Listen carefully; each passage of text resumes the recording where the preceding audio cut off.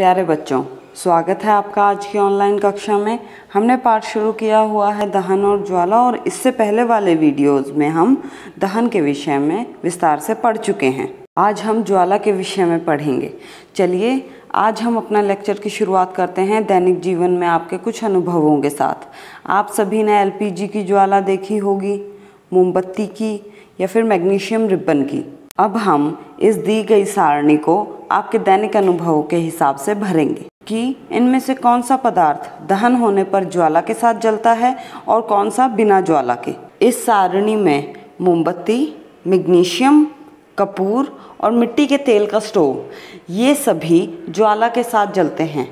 केवल लकड़ी का कोयला ऐसा है जो बिना ज्वाला के जलता है। अब सवाल आता है कि कुछ पदार्थ ज्वाला के साथ जल रहे हैं, लेकिन लकड़ी का कोयला बिना ज्वाला के क्यों जल रहा है। तो इसे हम इस प्रकार समझ सकते हैं कि जो पदार्थ जलने पर वाष्पित होते हैं वे ज्वाला का निर्माण करते हैं, जैसे मोमबत्ती, मैग्नीशियम, कपूर, मिट्टी का तेल।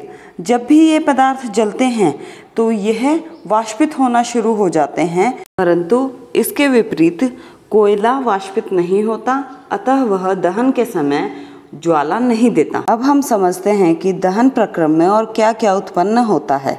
यदि आप एक कांच की स्लाइड को कुछ समय के लिए जलती हुई मोमबत्ती के ऊपर पकड़ लेंगे तो आप क्या देखेंगे?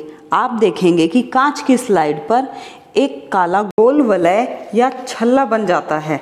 यह किसकी उपस्थिति को दर्शाता है? यह ज्वाला के अदीप्त क्षेत्र में उपस्थित बिना जले कार्बन कणों के जमाव को दर्शाता है।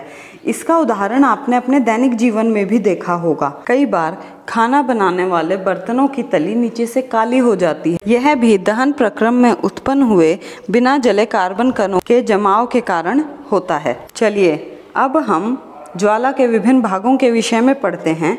इसके लिए हम एक बहुत ही आसान सा क्रियाकलाप करेंगे। इसके लिए हमें आवश्यकता होगी एक तांबे के पतले तार की, एक मोमबत्ती और माचिस की। एक पतले लंबे तार को लगभग 30 सेकंड तक ज्वाला के अदीप्त क्षेत्र में पकड़कर रखिए।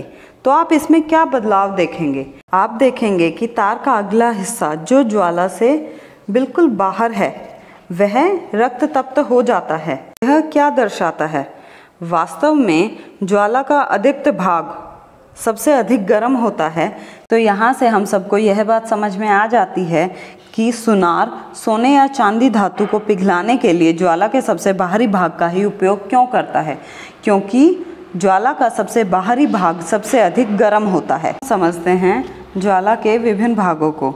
आपके स्क्रीन पर नज़र आ रहे चित्र में आप देख पा रहे हैं कि सबसे बाहर वाला भाग जो नीले रंग का आपको नज़र आ रहा है वह है पूर्ण दहन का बाह्य क्षेत्र, और यह पूर्ण दहन का बाह्य क्षेत्र सबसे अधिक गर्म होता है, और यह है ज्वाला का अदीप्त क्षेत्र। और इसके बाद आता है आंशिक दहन वाला मध्य भाग जो कम गर्म है, और यह है ज्वाला का दीप्त भाग, और यह पीले रंग का है। अब जैसे कि इसके नाम से ही पता लग रहा है कि यहाँ अगर आंशिक दहन हो रहा है तो यहाँ बिना जले कार्बन कण उत्पन्न होंगे, जिनके कारण बर्तनों की तली काली हो जाती है। और सबसे अंत में आता है सबसे आंतरिक भाग जो काला है, और यह सबसे कम गर्म है। आशा करते हैं आपको आज का लेक्चर समझ में आया होगा। धन्यवाद।